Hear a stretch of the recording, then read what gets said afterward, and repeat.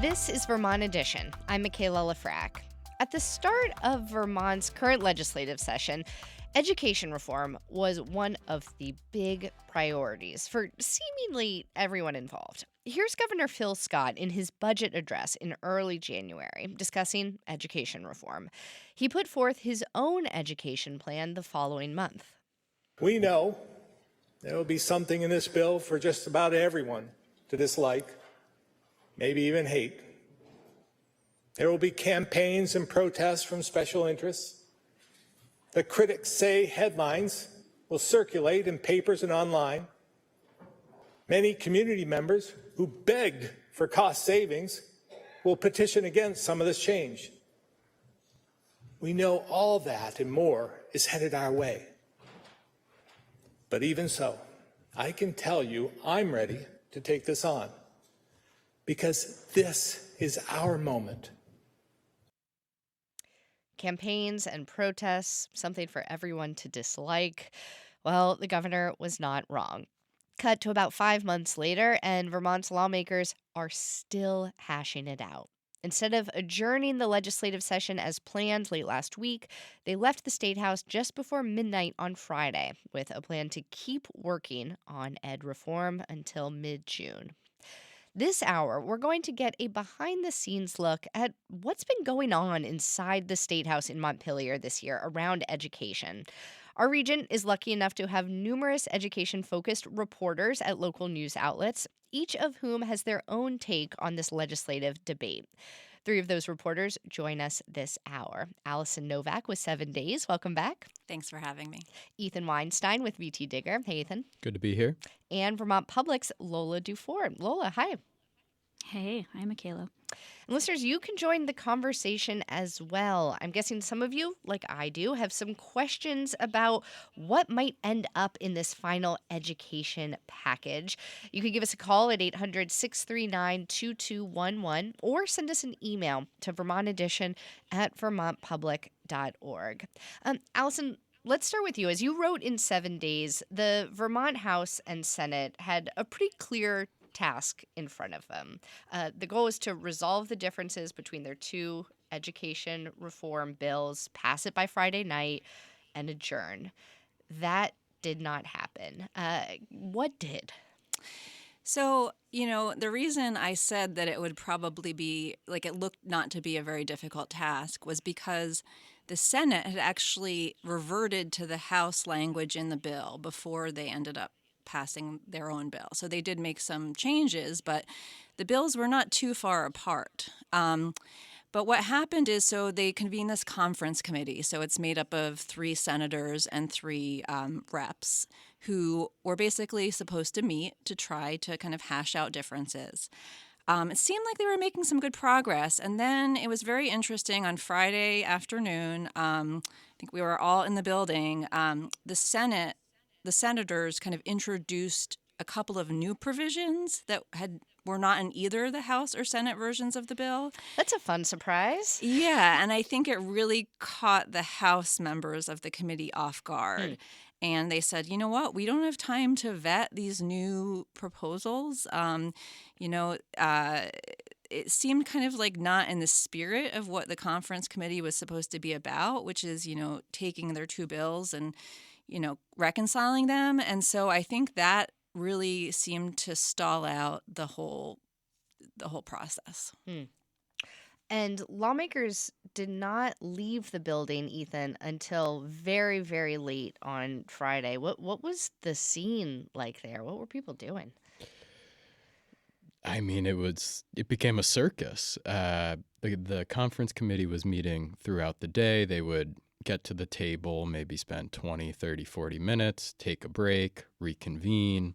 Almost every meeting throughout the day was continually postponed. You'd hear, we're coming back at 7, we're coming back at 7:30, we're coming back at 8:30.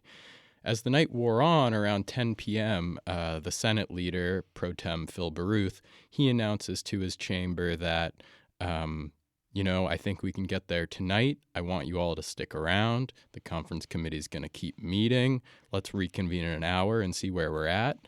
And then when 11 o'clock rolls around, he says, it doesn't look like it's going to happen. Let's come back tomorrow. we'll get this done.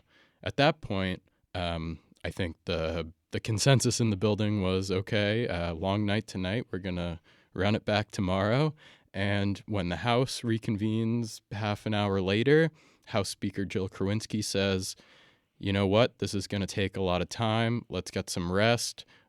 We'll come back in mid-June and get all together and finish this up. So what was striking to me, and maybe striking to my colleagues too, was they couldn't even agree on when they were going to put their heads together. And I think that was indicative of just how negotiations had fallen apart throughout the day, if not throughout the entire session. So what I'm hearing from both of you so far is lots of tensions between the House and the Senate, which we'll get to in just a second. But first, Lola, you were there all day and night on Friday as well. What were you observing? I mean, the same. It was very, it was very chaotic. And, you know, I think we were all really struck by one plan being announced at 10:30 and then a different plan being announced at 11, and then, you know, a different party not 30 minutes later announcing an entirely different plan. And frankly, a lot of that dysfunction kind of appears to be continuing today. I know Alison and I have both been trying to figure out when the Committee of Conference is going to meet again, and I think there was this assumption that they would meet sometime before June 16th, which is when the veto session has been scheduled.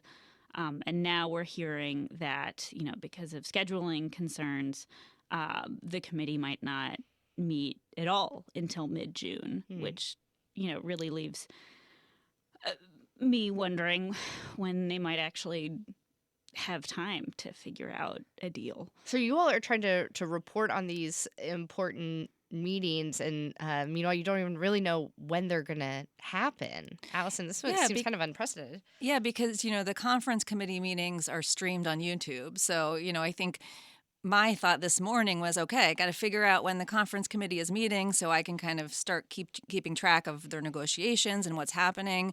But it appears that they're not going to be meeting this week. And so then, yeah, the question is, how are they going to come to a deal before the veto session if they're not meeting? And is it going to be done more behind closed doors as like a leadership, you know, the leadership maybe getting together to kind of try to work out a deal outside of the public eye? It feels very unclear as to how this is all going to end. Mm-hmm. All right, well, let's talk for a moment about what the areas of agreement are. I mean, to start, like, big picture, the House and the Senate and Governor Scott, they all agreed to make education reform this year's key issue. Democrats and Republicans and progressives all agree that Vermont needs to do things like consolidate school districts, transition to a new funding formula. Ethan, can you kind of talk us through what some of these at least broad agreement areas are?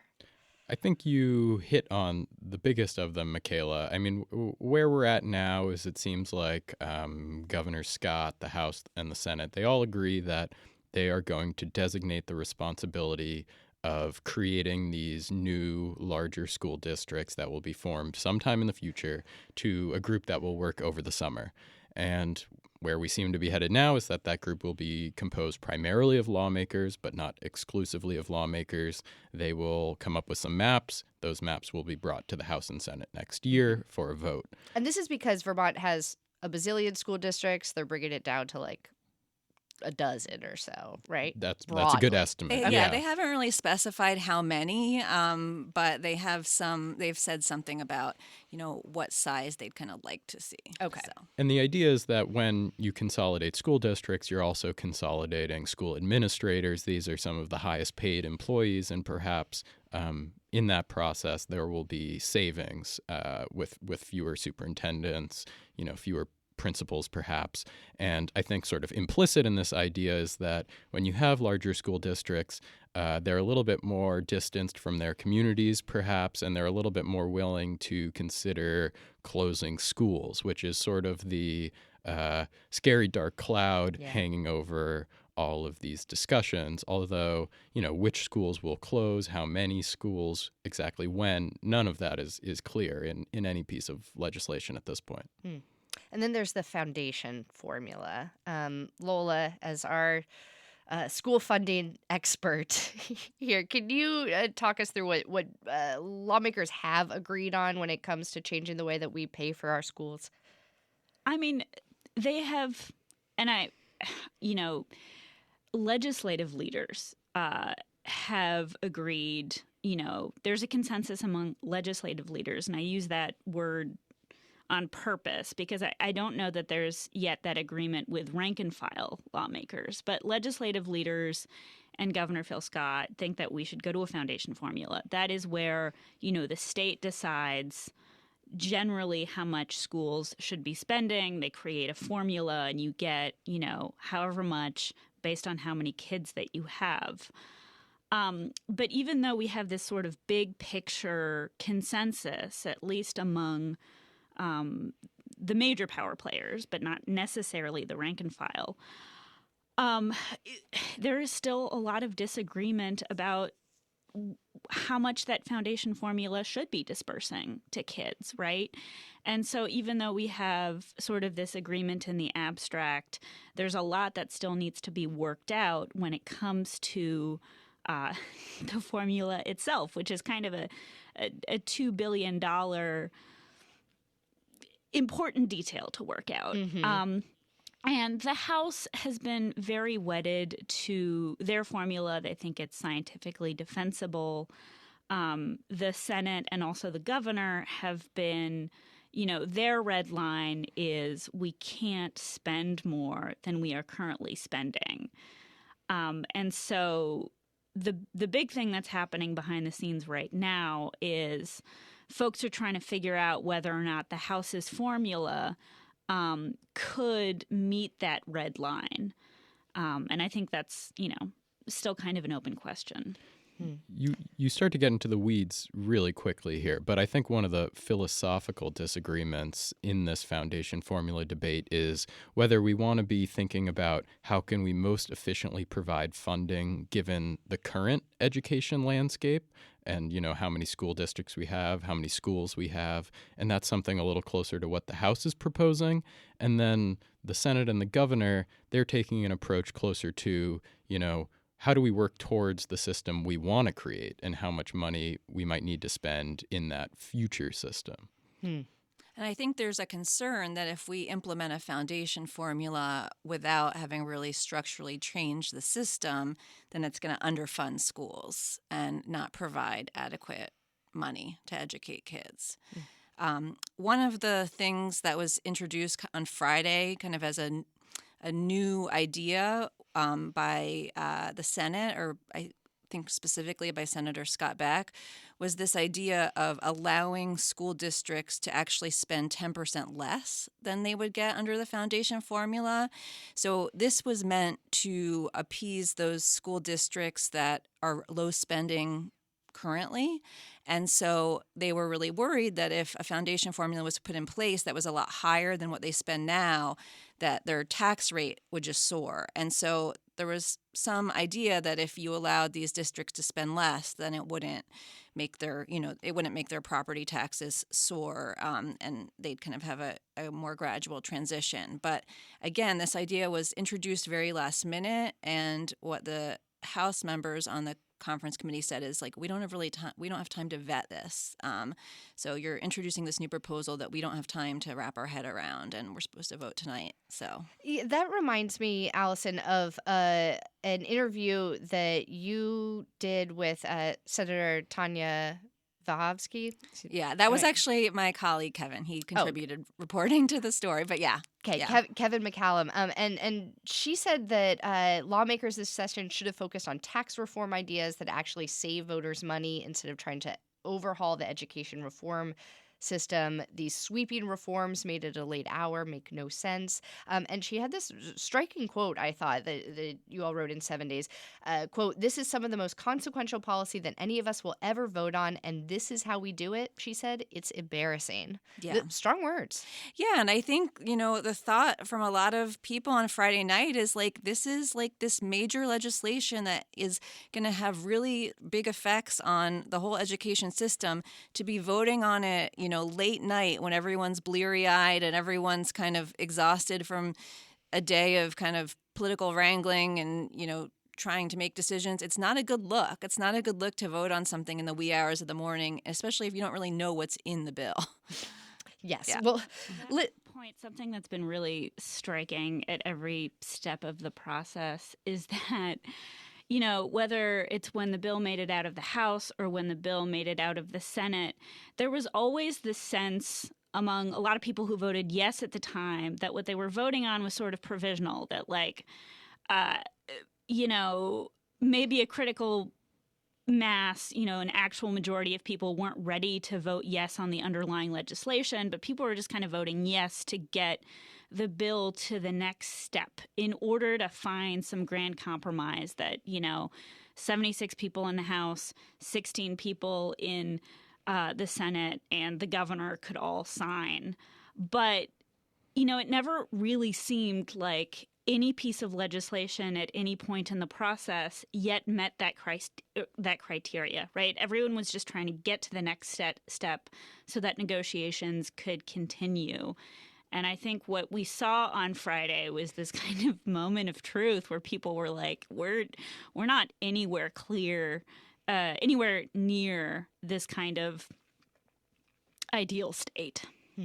Let's pause for a short break here. If you're just joining us, we're discussing the Vermont legislature's efforts to reform Vermont's education system, from the way that we fund education to how our school districts are structured and governed.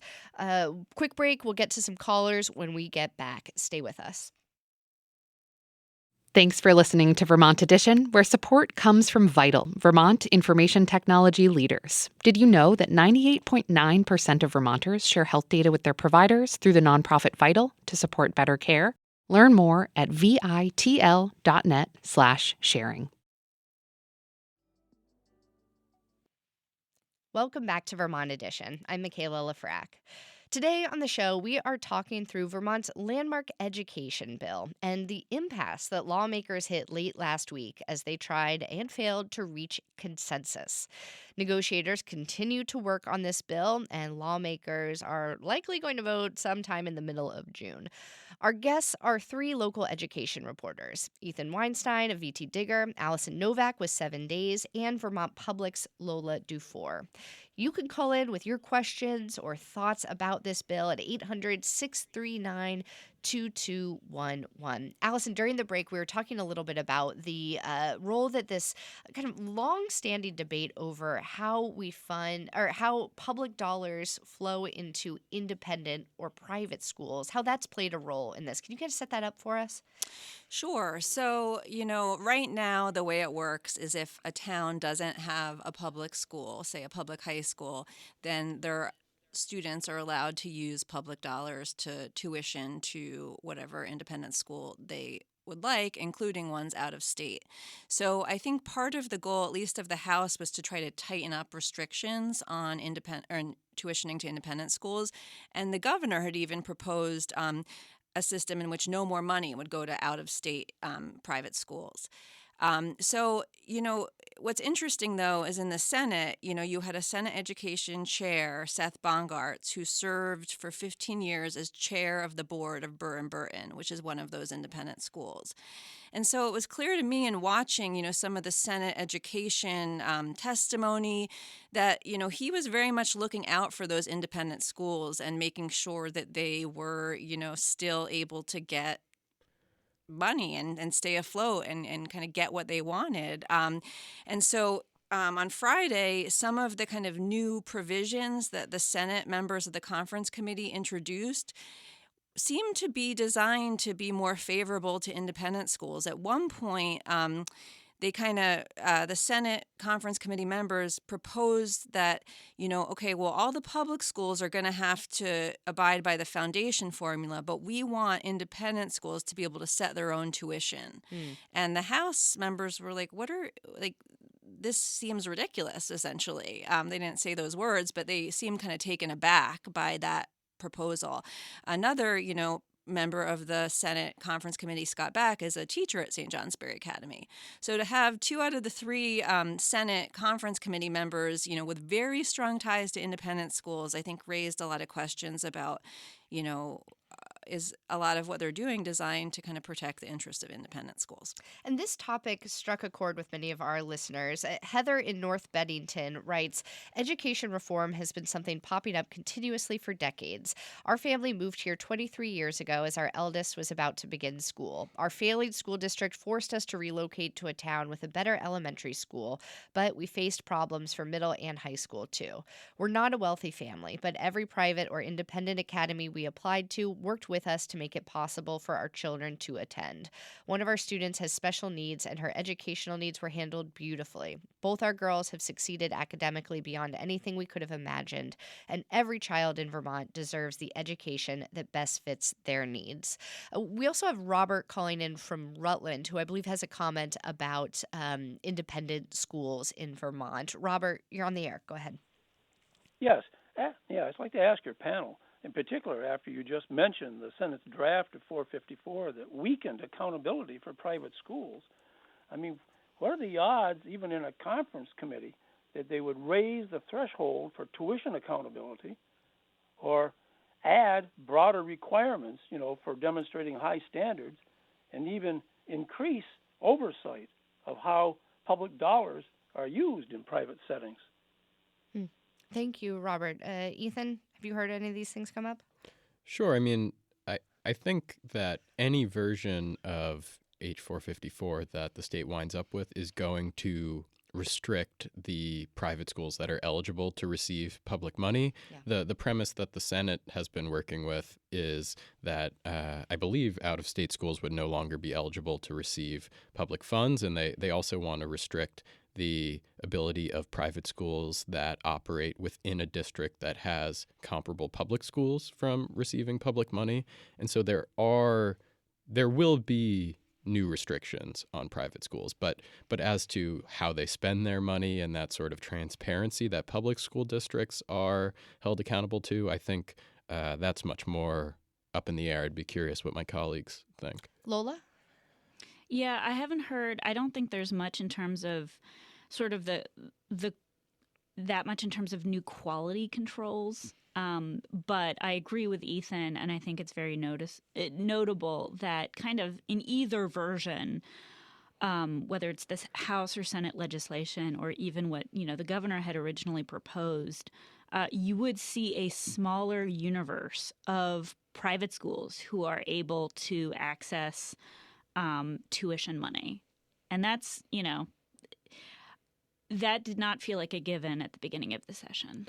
And I'll also mention, I think in particular, some of the schools that will no longer be able to receive public funds if this bill were to pass would be religious schools, which has long been a contentious issue, particularly for Democrats in the House. Alison, anything to add there? Well, I mean, I agree that while both the House and Senate bill would have restricted the number of independent schools that were eligible for public dollars, I think the House restricted it more than the Senate. So I think, yeah. Another topic that we've gotten a number of comments about from our listeners is the consolidation of school districts. Polly writes, as a parent and rural resident in Craftsbury, I've been very disheartened watching the development of this bill. I don't believe Vermont asked for the wholesale deconstruction of our community-based education system. There are so many ways we could be thinking creatively about making our schools more effective without removing local voice. I hope legislators are brave enough to realize this and stop further development of this very problematic bill. Lola, do you think that deconstruction of our community-based education system, as Polly writes it, is that what's going on here? Well, I don't think that that's how lawmakers would put it, and I think they would be sincere. But I think, what that listener is getting to is the closure of small schools. And I do think that that is absolutely an intent of any version of this legislation. I don't think that lawmakers, even those who are bullish on consolidation, want to see all small schools close, but they do think that quite a few do need to, particularly at the high school level. I think among people who are pro-consolidation, there's this feeling that, community elementary schools can and should often stay pretty small. Not that all of them should be preserved, but that, it's fine if you're operating at a smaller scale for elementary schools, but that particularly at the middle and high school level, we should be aggressively moving towards regionalization where we have not. And that really scares a lot of people in rural Vermont. And that is, kind of a key point where we see differences of opinion between leadership and, say, the rank and file, particularly those who are from rural communities. Go ahead, Alison. I was just going to say, I think that idea of larger regional high schools is kind of a popular idea with a lot of people. But one of the hurdles is that we don't have school construction aid, and we haven't had school construction aid since 2007 in Vermont. So state aid for these school construction projects. So if you're going to close a high school, all those kids won't necessarily be able to fit into another high school. So you'd assume there would need to be some renovation or building. And right now, there's no money for that. And the bill as it stands now does say that they want to restart the school construction program, but there still really isn't any dedicated revenue source for doing that. Pretty much. So I think that is a big issue, that we need to build bigger regional high schools and we don't have money to do it. But Vermonters love a year-round outdoor pre-K. Let's just have them all go outside. I should be a legislator. So let's go back to the phones. We have Susan in Wilmington calling in with a comment here. Susan, you're on the air. Go ahead. Yes, hi. Thank you. I was made aware that the Commission on the Future of Education in Vermont was in our valley recently, early May, and there's an ongoing discussion going on with schools about what the future of education is. This report is supposed to come out, I think, within the next year. So why is the legislature planning all this without waiting for that report? Ethan, are you familiar with this report that our caller is discussing? I know the Agency of Education released a report last fall. I don't know all the ins and outs, but I could speak to the commission a little bit. Last year when there was a lot of uproar over property taxes rising, north of 14%. The legislature established this commission to, among other things, think about the future of public education and come back to the legislature with some ideas about cost savings. The issue there for some folks, especially more conservative lawmakers and Governor Phil Scott, was that by outsourcing this work, lawmakers were deciding to delay addressing some of these larger systemic problems that were leading to increases in cost. And that was never particularly palatable for the Vermont GOP and Governor Scott. I think at the same time, that commission didn't come back to the legislature this year with a particularly detailed plan for cost savings in the near term. And that frustrated a lot of folks who felt like, okay, we put our belief in this commission and we didn't get a lot actionable in return. But not everyone feels that way. Yeah, and I think the commission probably would say is what they would say is that they didn't really have time to kind of come up with vetted policy proposals, and they want to do that, and that is kind of their charge. But then what happened is the legislature reconvened, and then Governor Phil Scott introduced his proposal, and then that kind of became the focus. And so in a way, the Commission on the Future of Public Education was kind of sidelined. And I think it's still very unclear as to like what their purpose is. Right now, they are holding these public engagement sessions, as I think the caller referred to, but I don't know how well attended they are. And so it's a little unclear right now what the purpose of that commission is, given how fast the governor and the legislature seem to want to move on kind of reform. Lola, anything to add there? Yeah, I was going to say, I think the short answer to the caller's question is that the November elections happened. Democrats in the legislature, when property taxes went up, created this commission and said, we'll have 18 months to come up with something, some reform, right? And then the November elections happened and handed the governor kind of a mandate. Or at least that's how he saw it, and clearly how Democrats saw it. And so when folks returned to Montpelier this January, taking 18 months to come up with something no longer felt politically tenable. And so this commission continues to exist and continues to meet. But even the people who created this commission have sort of admitted without admitting that, by the time its ideas come out, they'll have already come up, the legislature should have already come up with something completely different. So it's weird. We're discussing education reform at the state level. We have to take one more quick break, but there is still time for you to weigh in with your thoughts on the big education reform package Vermont's legislature has been working on this past session. You can also call in and ask some questions to our trio of education-focused local reporters. The number is 800-639-2211. This is Vermont Edition. Stay with us.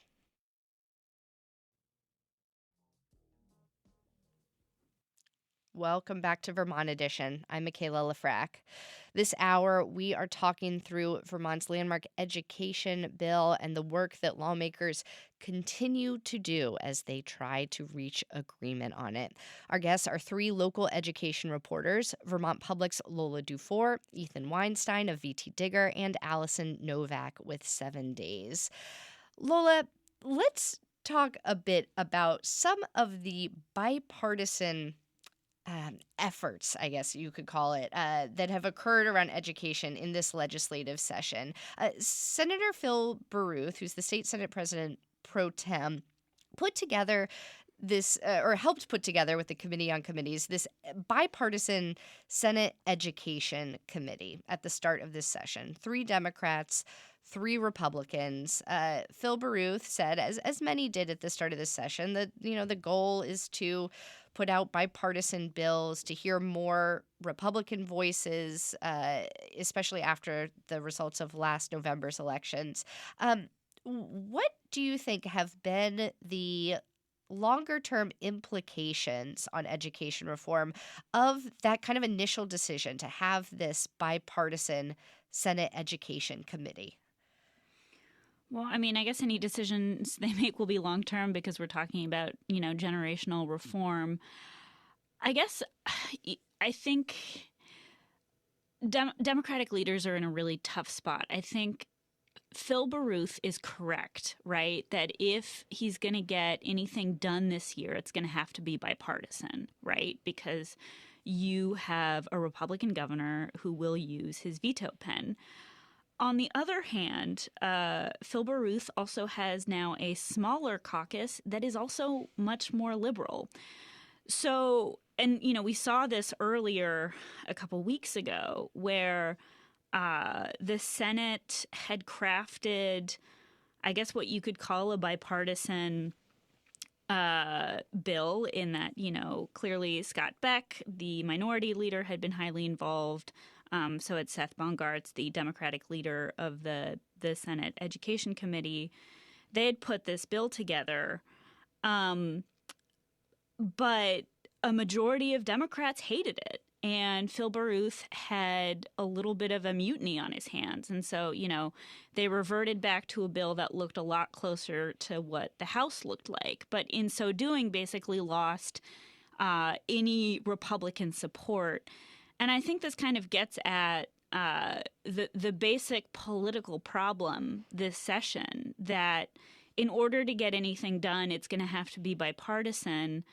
But there are just very dramatic different visions of what education reform should do here.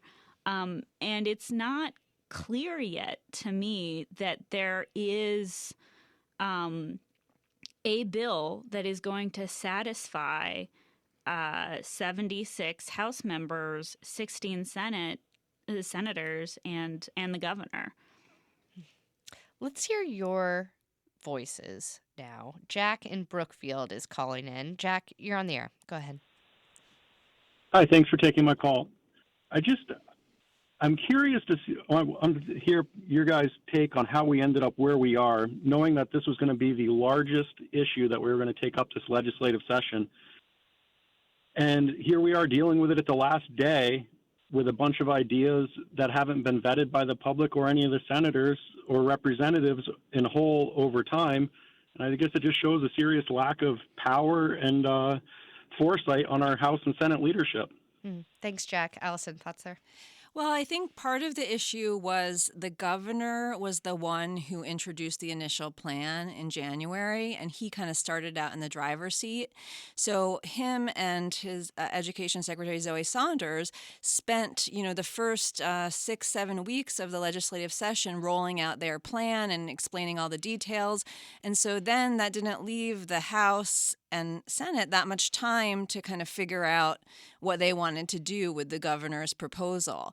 And I think there was a call or a comment earlier about the lack of creativity. And I think, the legislature kind of was taking the lead from the governor and working within his framework to then, make their own bill. And so I think in a way that prevented creative solutions from really coming out, because they were starting with the governor's bill and just trying to kind of change it to make it fit within that framework. John in Stratford's calling in. John, go ahead. Thank you.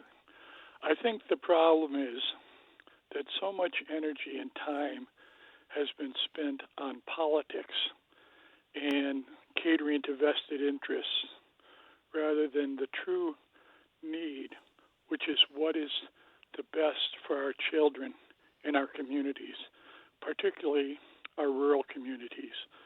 And I think creative solutions, detailed proposals have been put forth by the Vermont Rural and Community School Association that have really highlighted that.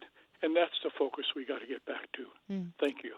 And John highlights there another divide amongst the many divides we've discussed today, rural versus urban communities. Ethan, have you seen some of John's concerns play out in your reporting on the legislature? I mean, I think what's interesting, and John gets at it somewhat, is there's such diversity in the way that education currently functions in Vermont. And so if you're a Democrat from Manchester, as, say, Senator Seth Bongartz is, your local public education system is based around this private academy in Burren-Burton. Or if you're a House member from Bennington, your local school district spends so much less than the average public school district in Vermont. And so you come from a certain place. If you're from Addison County, your local school district might spend much more than the average public school district. And so it's not even necessarily Republican, Democrat, private, public, but it's that when we're moving towards such generational change, there's going to be winners and losers that aren't necessarily cut across party lines. But when you're beholden to your constituents, a lot of people are going to be mad. And finding that 51% to get something over the finish line becomes a bit of a puzzle. Very eloquent way to summarize some of these complex concerns there. Sarah in Wethersfield is also calling in. Sarah, go ahead. Yes, thank you for taking my call. I just think that there's an issue with independent schools that is rarely discussed, which is that they actually sending students there saves sending towns, tuitioning towns money because they can only charge the state send their kids to other towns. They have to pay whatever that town is charging per student, which is usually substantially over the state average. So actually, students that go to independent schools are saving their communities money. So I think that's an issue that's rarely discussed. Thanks, Sarah. And meanwhile, well, Lola, I'd love to have you take this one, but I also want to note that we have other callers calling in right now saying the opposite thing, that independent schools are not saving towns and the state money, that they're an inequitable way to allocate state dollars. So just further proof that this is still a very, very contentious and unsettled issue here in Vermont, right, Lola? Yeah, well, to the caller's points, it depends on the independent school. Okay. Some independent schools charge more than just the averaged announced tuition, and some are actually cheaper than the near public school. So it really depends. But yes, I mean, the independent schools, I feel like, are the Achilles heel of any reform effort in Vermont because, people in tuitioning communities tend to really like it and be really devoted to that system and very protective of it. And then meanwhile, the public school system has long kind of resented the fact that we have vouchers in Vermont and have long sought to kind of, enact regulations that would make private schools have to follow more of the rules that public schools have to, right? And the knock against independent schools from the public school sector is really that they sometimes get to pick and choose students, and that leaves the public system to deal with those kids who are the hardest to educate. But this is a 50-year-old debate, and it's really, really emotional. And Alison earlier mentioned this proposal that got floated at one point on Friday to let independent schools still be allowed to set their own tuition, even while public school districts would be beholden to the foundation formula. To me, that moment felt like when negotiations fell apart. That's when everyone started looking around the room and being like, okay, we're gonna be done here for a little while because things just got really dysfunctional, and it's this really, really tough nut to crack, and there's just not a lot of trust between these two parties. And I think what's really important to note is that only about 3,500 students are publicly tuitioned to independent schools compared to, almost 80,000 that are public school students. So the fact that the independent school kind of lobby has such a strong influence when it's a very small percentage of children in Vermont or kids in Vermont that are actually going to those schools, I just find really interesting. And I do see a lot of our callers calling in on this subject of independent schools and tuitioning. I know it's a very important one for many of our callers that we will return to, but we only have a couple minutes left in this conversation. And I want to get to a related topic that we haven't talked about at all just yet, that a listener in an email just reminded me about, which is healthcare. Last year, we saw property taxes going up because education budgets in local school districts were going up, in part because healthcare costs were going up for those school districts. Paul in Lincoln writes, bigger is not necessarily better when it comes to schools. Bigger means fewer superintendents, but more assistant superintendents, which will not reduce costs by much or any. But really what they should do, Paul writes, is solve the cost of healthcare, and you will have gone a long way to making education affordable. Have we solved healthcare, Ethan? Have we done it? Say yes. I'm going to be over my skis on this one, I'm afraid, but we haven't. I can say that definitively. And, a lot of people are mad about the fact that so much time has been spent talking about the cost of education and so relatively little time has been spent talking about health care. The governor would say, there's only so many issues we can try to hash out in 1 year, and maybe we'll get to health care. I know that the teachers union, the Vermont NEA, has spent a lot of time talking about healthcare and has some ideas on that front. But increases in teacher healthcare, I don't want to do math live on the radio, but I think it's north of $50 million that it went up in the last year. Maybe Lola or Alison correct me, but we are talking about a lot of money that is one of the cost drivers. Lola, can you jump in here too? Yeah, no, he's right. I mean, I guess. So I think like 5 years ago, healthcare consumed about 10% of school budgets, and now we're at 15%.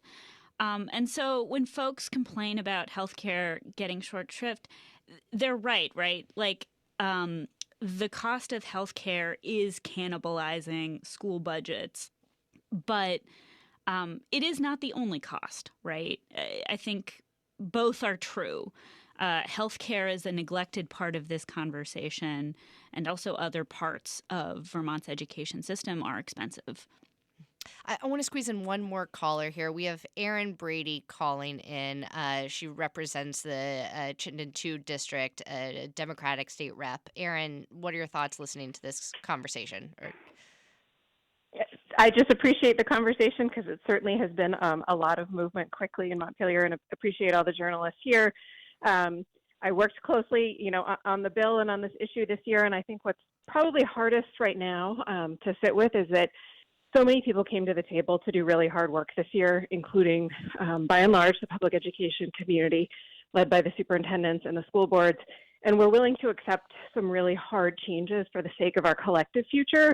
And in the end, some of our independent school interests and private school interests have essentially said, not in my backyard. We'll change everything everywhere else, but we will not change here.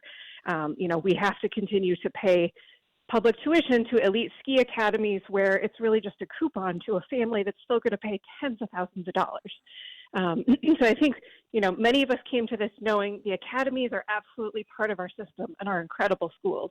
But to cast such a wide net and say that you can only deal with the public schools and not with our entire system has been pretty disillusioning to many of us who are trying to do what's best for Vermont and protect our students across the entire state and not just a small segment of them.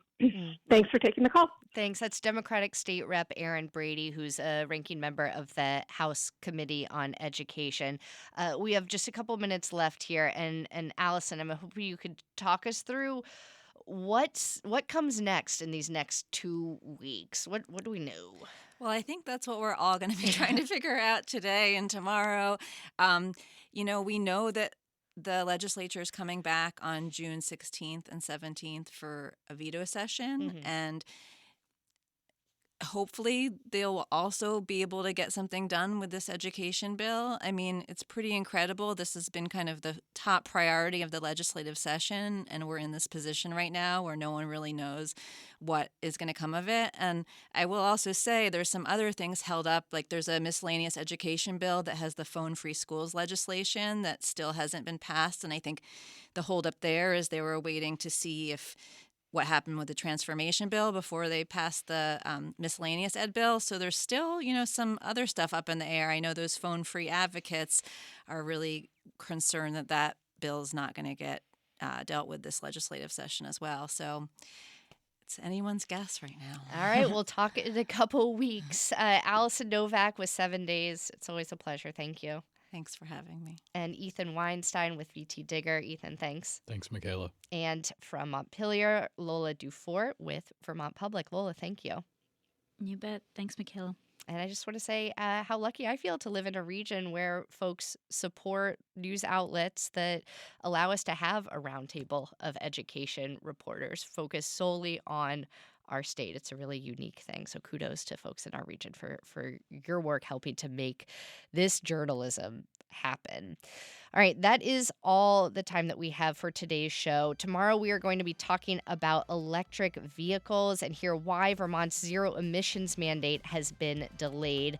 That would have eliminated gas power car sales by 2035. So be sure to tune in tomorrow to learn more about the EV transition. Today's show was directed by Mary Angish. John Ahrens is our managing producer. Andrea Lorian and Daniela Fierro are our producers. Today's call screener was Kelly Delorier, and our theme music is by Myra Flynn. I'm Michaela Lafrac. Thank you so much for listening, and we will catch up again soon.